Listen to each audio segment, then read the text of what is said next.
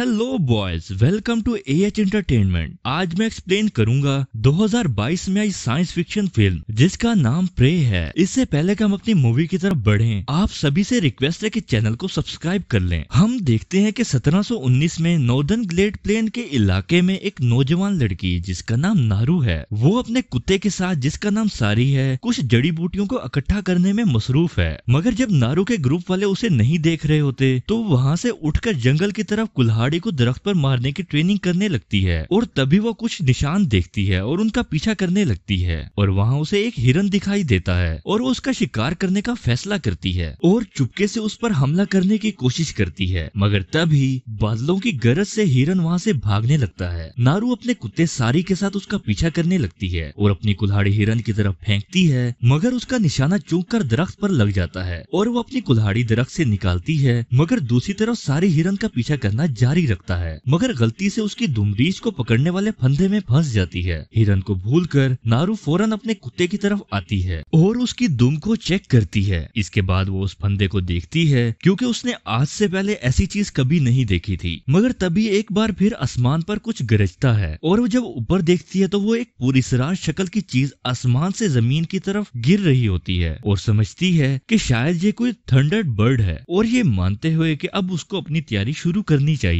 इसके बाद हम नारू को उसके भाई टैबी के पास देखते हैं और वो उससे कहती है कि अगली बार जब वो शिकार पर जाए तो वो उसे भी अपने साथ ले जाए। और जब नारू को यकीन हो जाता है कि वो उसे अपने साथ ले जाएगा तो नारू वापस अपने कबीले के पास वापस आती है ताकि वो अपनी जमा की हुई जड़ी बूटियां उन्हें दे सके। और जब नारू की माँ वहाँ के सरपंच के लिए कुछ दवाइयाँ बना रही होती है तो नारू की माँ अरुका कहती है कि उसकी बेटी को क्यों शिकार करना चाहिए जबकि वो और बहुत सी दूसरी चीजों में अच्छी है। तो तभी नारू बताती है कि ये सब इसलिए है कि वो सब सोचते हैं कि वो ऐसा नहीं कर सकती। और तभी हमें पता चलता है कि बादलों में गरज जो थी वो किसी और चीज की नहीं बल्कि एक स्पेसशिप की थी जो कि एक प्रेडेटर को जमीन पर उतार जाता है। और ये प्रेडेटर बहुत शक्तिशाली और तेज है और उसके पास मौजूद टेक्नोलॉजी से वो अपने आप को इनविजिबल करने की पावर रखता है और साथ ही हीट विजन गॉगल्स का इस्तेमाल करके हर छुपी चीज को देख सकता है। इसके बाद हम दोबारा नारू को देखते हैं जो कि अपनी माँ के कहने पर संतरी के फूल लेने जंगल में आई थी। वो उन्हें काट कर अपने बैग में रखती है और जब वो वापस अपने कबीले आ रही होती है तो उसे मालूम पड़ता है कि एक पहाड़ी शेर उनके एक आदमी को उठा ले गया है। और तभी कुछ शिकारी लोग उसे ढूंढने के लिए जाने लगते हैं। नारू उनका पीछा करती है और उनके साथ मिलने की कोशिश करती है, मगर उन शिकारियों में कुछ लोग उसे उनमें शामिल होना पसंद नहीं करते क्योंकि वो समझते हैं कि उसके पास शिकार करने की ट्रेनिंग मौजूद नहीं है। मगर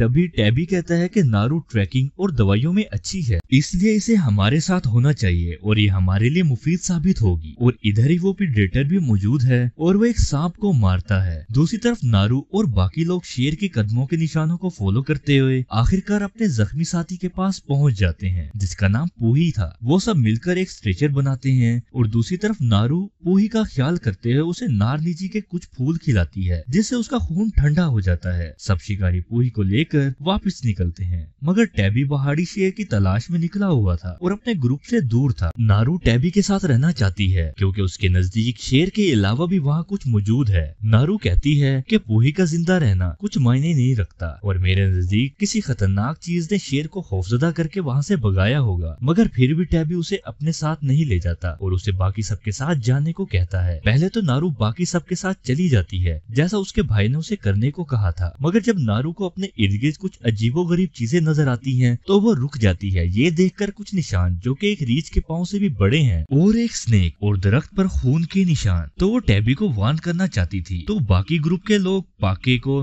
नारू की हिफाजत के लिए साथ भेज देते हैं जबकि बाकी सब अपने कबीले की तरफ बढ़ते हैं। वो दोनों टैबी को ढूंढते हैं और नारू अपने प्लान से शेर का शिकार करने में मदद करती है और टैबी नारू को वो मौका देना चाहता है जिसको नारू उससे चाहती थी। टैबी नीचे कुछ चारा फेंकता है और तभी नारू और पाके दरख्त पर चढ़कर शेर का इंतजार करने लगते हैं, मगर शेर का सामना सोच से जरा जल्दी हो जाता है। शेर अचानक से ऊंची छलांग लगाकर पाके को एक तरफ दे मारता है और फिर एक दरख्त की शाख पर से नारू पर छलांग लगा देता है। नारू आहिस्ता आहिस्ता पीछे हटती है और नेजे से अपनी हिफाजत करने की कोशिश करती है, मगर यहाँ नारू दोबारा आसमान से होने वाली आवाज से डिस्ट्रैक्ट हो जाती है और इसे शेर को उसके पीछे आने का मौका मिल जाता है और वो उस पर हमला करके दरख्त पर से नीचे गिरा देता है। और जब नारू की आंख खुलती है तो वो अपने कबीले में होती है और तभी उसकी माँ अरुका बताती है कि तुम्हें टैबी ने बचा लिया था और पोही भी दवाइयों की वजह से अब जिंदा बच गया है। और इधर अरुका सोचती है कि शायद नारू को शिकार करने के बजाय अपनी जिंदगी जड़ी बूटियां इकट्ठी करने में गुजारनी चाहिए। और तभी उनमें जरा खामोशी पैदा होती है जब टैबी शेर के जिस्म के साथ वापिस आता, और ये सब उसे सरदार ने ऐसा कारनामा करने पर दिया है। नारू को अब भी यकीन है कि जंगल में कुछ इससे ज्यादा खतरनाक चीज मौजूद है और वो उसका पीछा करना चाहती है, लेकिन टैबी उसे इस चीज की इजाजत नहीं देता क्योंकि नारू पहले भी शिकार की कोशिश कर चुकी है और नाकाम लौटी है। अगली सुबह नारू सबके फैसले को तोड़ते हुए अपने कुत्ते के साथ जंगल का रुख करती है। जंगल में वो उस नामालूम मखलूक के मजीद सबूत तलाश करने लगती है, जिससे दरख्तों पर सब्ज खून और वो बड़े बड़े निशान। मगर यहाँ वो प्रीडेटर इससे ज्यादा दूर नहीं था और हम देखते हैं कि वो एक वुल्फ का शिकार करता है ताकि उसकी खोपड़ी हासिल कर सके, जिसे वो बाद में जलाकर मास्क के तौर पर इस्तेमाल कर सके। दूसरी तरफ नारू अपने शिकार को पकड़ने में कामयाब नहीं हुई और दौड़ते हुए शिकार का शिकार करना आसान बात नहीं थी। और जब तक वो अपना एक्स लेने जाती है तो उसका शिकार वहाँ से भाग चुका होता है। इसके बाद उसको एक आइडिया आता है और वो सूखी लकड़ियों से रस्सी बनाकर अपने एक्स से बांध देती है, जिससे वो अपना एक्स वापस लाने वाला वक्त बचा सकती थी। और इस टेक्निक से वो काफी खरगोश पकड़ती है और खुद भी खाती है और अपने कुत्तों को भी देती है और अपने कुत्ते को भी देती है। काफी देर चलने के बाद नारू को एक जगह बैसिन की बॉडी मिलती है जिसकी स्किन उतरी हुई थी और उसके इर्द गिर्द गोलियां भी पड़ी थी और वो नहीं जानती थी कि ये कैसी बुलेट्स हैं। और वो समझ जाती है कि ये सब किसी अजीब क्रिएचर ने किया है। और जब वो वहाँ से जाने लगती है तो वो गलती से दलदल में गिर जाती है और यहाँ उसका एक्स काम आता है और वो उसे एक दरख्त की तरफ फेंकती है और अच्छी तरह से फंसा देती है और रस्सी की मदद से अपने आप को बाहर निकालती है। और तभी प्रेडेटर एक बेसन के पास आता है और बताता है कि उस एरिया में खतरनाक शिकारी मौजूद हैं। दूसरी तरफ नारू दरिया में अपने आप को वॉश करने के बाद वो एक जंगली रीछ के पास जाती है जिसका वो शिकार करना चाहती थी। बदकिस्मती से जब वो उसका शिकार करने वाली होती है तो उसकी कमान टूट जाती है, जिससे रीछ को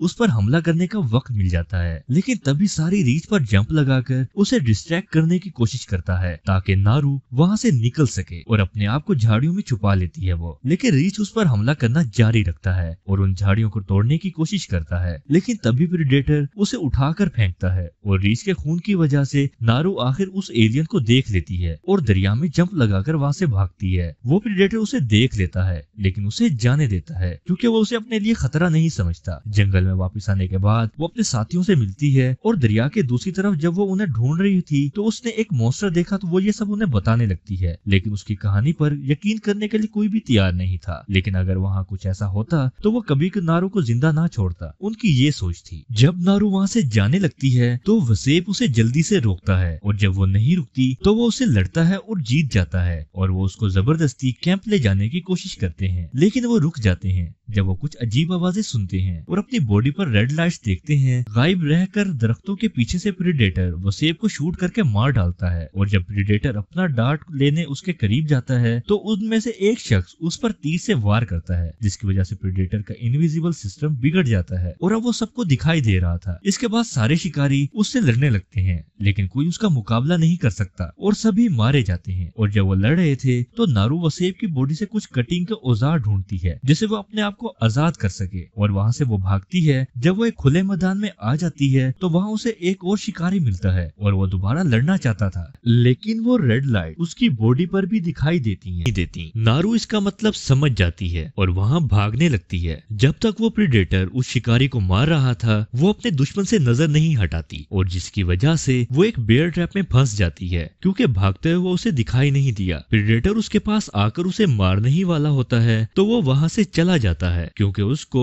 बहुत सारे फ्रेंच रेडर्स नजर आ गए थे और वो ये देखने आए थे कि ट्रैप में कौन फंसा है। वो उसे बेहोश कर देते हैं और जब नारू होश में आती है तो अपने आप को एक पिंजरे में कैद पाती है। सारी वहाँ उसको देखने आता है और उसे भी बांध देते हैं और अब सारे ट्रेडर्स रीछ की स्किन पहनने लगते हैं। यहाँ नारू समझ जाती है कि बाइसन को किसने मारा था। उनमें एक शख्स जिसका नाम रेफेल होता है वो उसे बात करना जानता था और वो उससे प्रेडेटर के बारे में जानकारी लेता है क्योंकि उसे प्रेडेटर एक शिकारी लगता है जो कि एक ताकतवर दुश्मन की तलाश में है। नारू उसको कुछ नहीं बताती, जिस पर वो ट्रेडर टैबी को बाहर निकालते हैं और उसको दर्द देना शुरू करते हैं ताकि वो उनको प्रेडेटर के बारे में बताए। टैबी और नारू को वो लोग एक दरख्त से बांध देते हैं ताकि प्रेडेटर को बुलाया जाए और ट्रेडर छुपकर उनको मार सके। ट्रेडर को पता नहीं चलता और प्रेडेटर अपने आप को जाहिर करता है और एक एक करके सबको मारने लगता है। टैबी जब उनकी चीखें सुनता होता है तो डर जाता है, लेकिन नारू उसे बताती है कि प्रेडेटर को बाइट पसंद नहीं है, उसका शिकार करने का तरीका अलग है और उसने हमेशा उसे जाने दिया क्योंकि मैं कभी उसे खतरा नहीं लगी, ताकि वो रिलैक्स हो।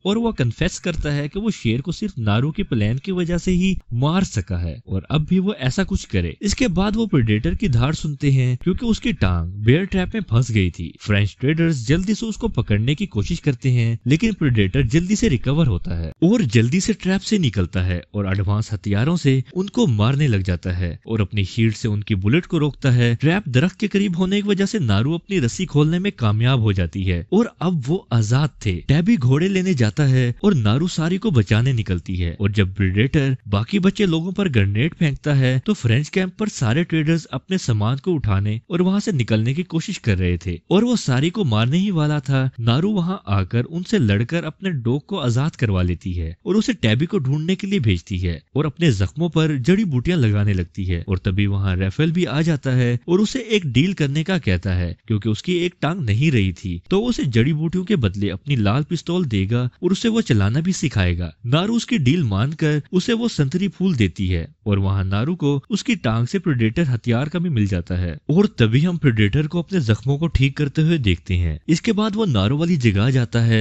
जिसे नारो आते हुए सुन लेती है और एक दरख्त के पीछे छुप जाती है और तब राफेल मरने का बहाना बनाता है। संतरी फूल उसके खून को ठंडा करते हैं जिसकी उसकी ये चाल काम कर जाती है, जिससे प्रेडेटर उसे देख नहीं पा रहा होता, मगर गलती से वो उस पर चढ़ जाता है जिससे उसकी चीख निकल जाती है और प्रेडेटर उसे फौरन ही मार डालता है। तभी सारी प्रेडेटर की तरफ बढ़ता दिखाई देता है, लेकिन इससे पहले कि उस पर हमला करता टैबी घोड़े पर सवार होकर वहां उसके सामने आता है और तभी वो प्रेडेटर के सर पर हमला करके उसका हेड गिरा देता है। टैबी उसके अराउंड तेजी से भागता है जिससे प्रेडेटर के निशाने चूकने लगते हैं। नारू फायर करती है लेकिन निशाना सही नहीं लगता। इसके बाद वो उसे मजीद चलाने में नाकाम रहती है। नारू प्रेडेटर का ध्यान अपनी तरफ करने के लिए चिल्लाती है जिससे टैबी को प्रेडेटर पर हमला करने का मौका मिलता है। अब टैबी और प्रेडेटर एक दूसरे से लड़ने लगते हैं। टैबी क्योंकि एक जबरदस्त शिकारी है वो उसे बहुत ही अच्छे से लड़ता है, लेकिन जब प्रेडेटर हारने लगता है तो वो अपने आप को गायब करने वाली छिलावरन पहनता है और टैबी पर पीछे से हमला करता है, लेकिन टैबी हिम्मत नहीं हारता और प्रेडेटर की टांग पकड़ लेता है और नारू को भागने का मौका देता है और जब प्रेडेटर मुड़ता है तो वो गायब होती है। दो घुड़सवार कबीले में वापस अरुका को बुरी खबर देने के लिए वापस आते हैं कि वो नारू और टैबी को नहीं ढूंढ सके। अरुका ये सुनते ही बहुत गमगीन हो जाती है। दूसरी तरफ नारू टैबी की मौत पर रोते हुए दरिया के पास पहुंचती है और रोती है और तभी सारी उसे ढूंढते हुए वहां पहुंचता है और उसे एक फ्रेंच आदमी के बारे में बताता है जो अब भी इसी इलाके में है। तो नारू उसे बेहोश करने के लिए राइफल से लिया गया हथियार इस्तेमाल करती है और जब वो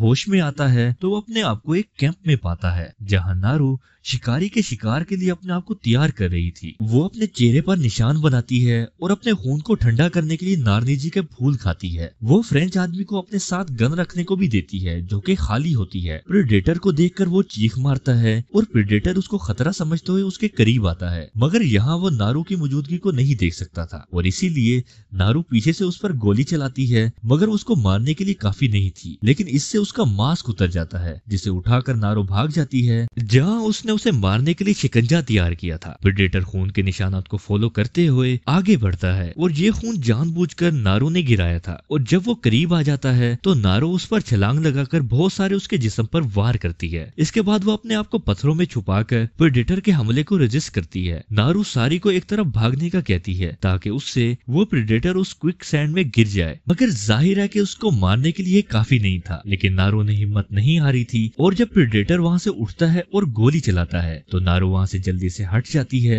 और वो गोली प्रोजेक्टाइल से रिफ्लेक्ट होकर वापस उसके सर पर लगती है। अब क्योंकि उसका मास्क नहीं था जिससे वो प्रेडेटर फौरन मर जाता है। अगली सुबह नारू एक पिस्तौल और प्रेडेटर के कटे हुए सर के साथ अपने कबीले वापस पहुंचती है और यहाँ एक प्रेडेटर की स्टोरी से एक हेरिगोन वेपन रिवील होता है और यहाँ नारू सबको ये जगह जल्दी से छोड़ने का हुक्म देती है और यहाँ सब लोग नारू के ऑर्डर को एक्सेप्ट करते हैं जैसे इससे पहले टैबी का सब करते थे, क्योंकि इस जगह प्रेडेटर की स्पेसशिप ने उतरना था। यहाँ मूवी खत्म होती है। Thanks for watching. चैनल को सब्सक्राइब करें और कमेंट करना मत भूलें।